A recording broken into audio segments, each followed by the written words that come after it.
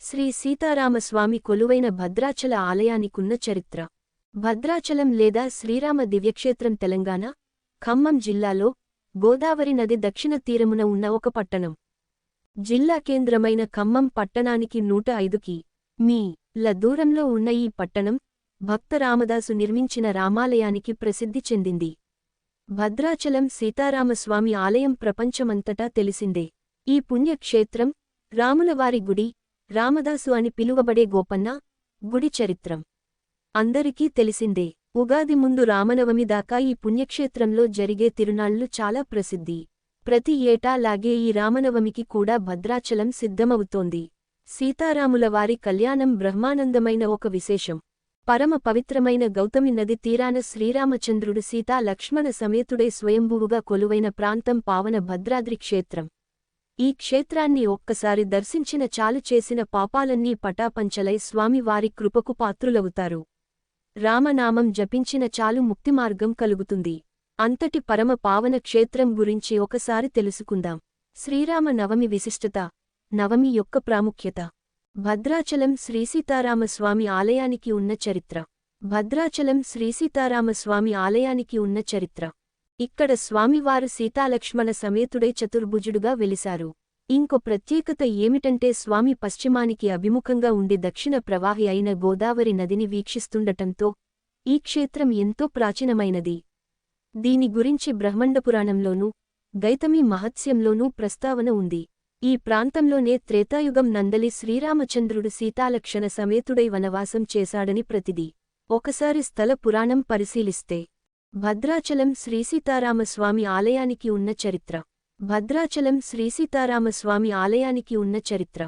స్థల పురాణం. శ్రీరాముడు వనవాస సమయంలో ఈ ప్రాంతంలో ఒక బండరాయి మీద సేద తీరాడట.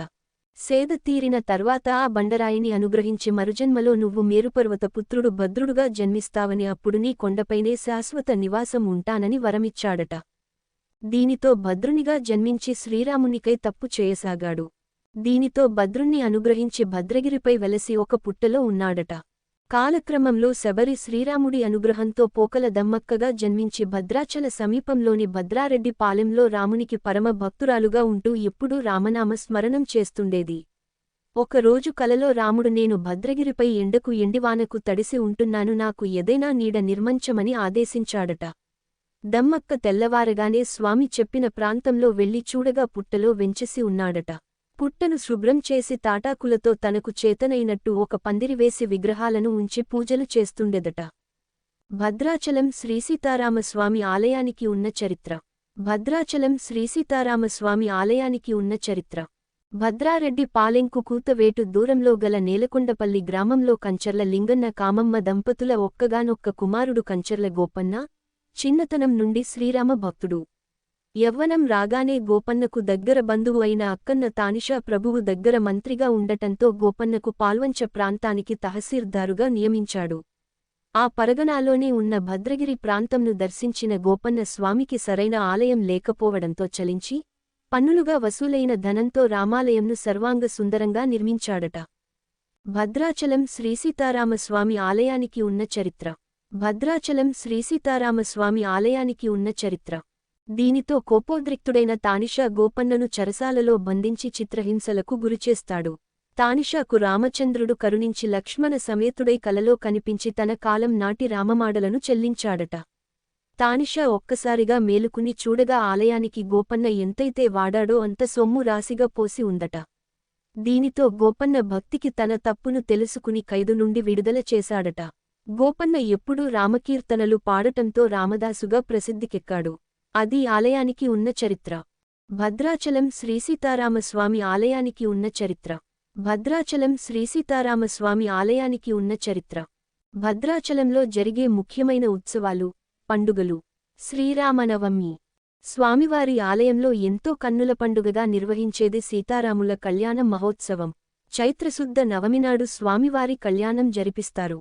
కళ్యాణంలో స్వామివారు కట్టే తాళిబొట్టును రామదాసు చేయించాడు. ఇప్పటికీ ఆ మంగళసూత్రాన్నే వినియోగిస్తున్నారు. కళ్యాణం నిమిత్తం అప్పటి తానిషా ప్రభుత్వ సాంప్రదాయం ప్రకారం మన రాష్ట్ర ప్రభుత్వం ముత్యాల తలంబ్రాలు అందజేస్తుంది. సీతారాముల కళ్యాణ మహోత్సవం చూసి తరించడానికి రాష్ట్రం నలుమూలల నుండే కాక వివిధ రాష్ట్రాల నుండి కూడా భక్తులు తరలి వస్తారు. భద్రాచలం శ్రీసీతారామస్వామి ఆలయానికి ఉన్న చరిత్ర. భద్రాచలం శ్రీసీతారామస్వామి ఆలయానికి ఉన్న చరిత్ర. వైకుంఠ ఏకాదశి. శ్రీమహావిష్ణువుకు ఎంతో ప్రీతిపాత్రమైన వైకుంఠ ఏకాదశిని ఎంతో వైభవంగా ఇక్కడ నిర్వహిస్తారు. ఏకాదశికి గోదావరి నదిలో నిర్వహించే తెప్పోత్సవం, ఉదయం 5 గంటలకు జరిగే వైకుంఠ ద్వార దర్శనం చూసేవారికి ఎంతో నయనానందకరంగా ఉంటాయి. వాగ్గేయకార మహోత్సవం. భక్తరామదాసు పేర 1972 నుండి వాగ్గేయకార మహోత్సవాలు నిర్వహించబడవుతున్నాయి.